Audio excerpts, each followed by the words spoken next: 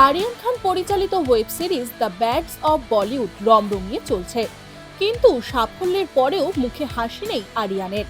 ছবি শিকারীদের সামনে এখনো সেই গম্ভীর মুখেই দাঁড়ান আরিয়ান খান।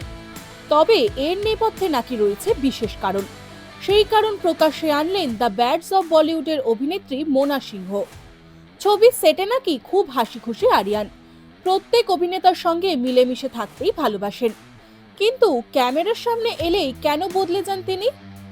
মোনা এক সাক্ষাৎকারে বলেছেন, দ্য ব্যাডস অব বলিউডের বিশেষ প্রদর্শনে আমরা খুব চেষ্টা করেছিলাম যাতে ক্যামেরার সামনে একটু হাসে ও, কিন্তু সেই দিনও ও হাসেনি।